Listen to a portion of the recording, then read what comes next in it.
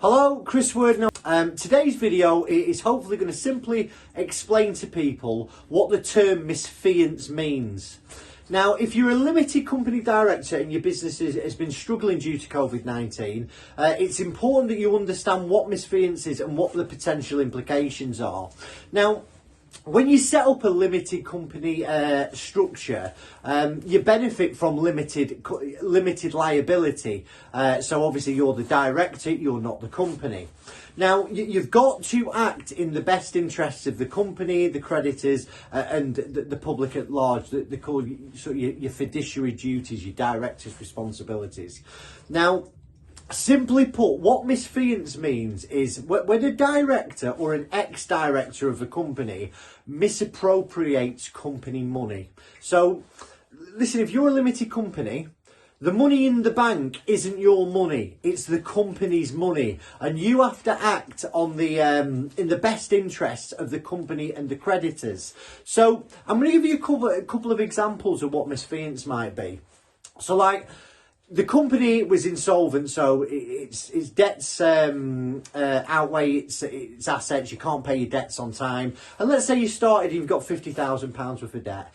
But, you're looking at things with rose-tinted glasses. You're an entrepreneur. You don't want to give up. And you think, you know what, I can fight through this. I can trade through this. Now, sadly, it doesn't work out how you wanted it to work out.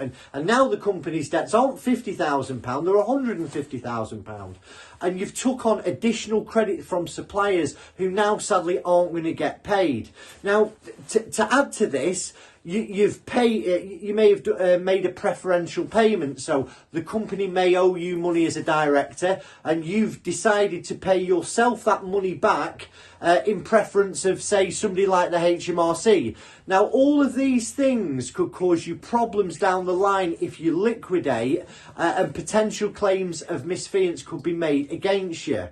Now, this potentially could affect loads of businesses right now, because there's a lot of companies in the UK that are essentially zombie companies. They're being kept alive on life support from the furlough scheme, from the bounce back loan scheme, from the CBILS scheme.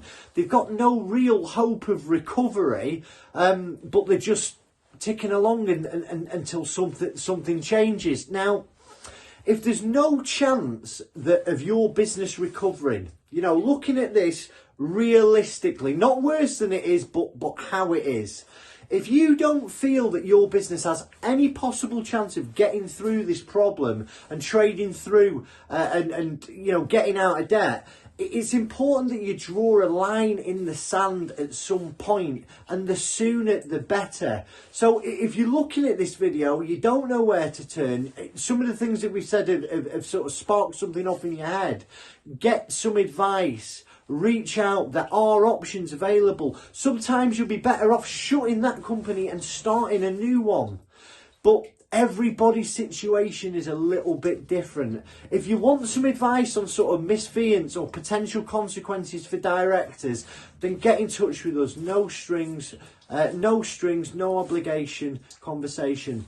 We're here to help you. Do not suffer in silence and reach out today. Thank you. Bye-bye.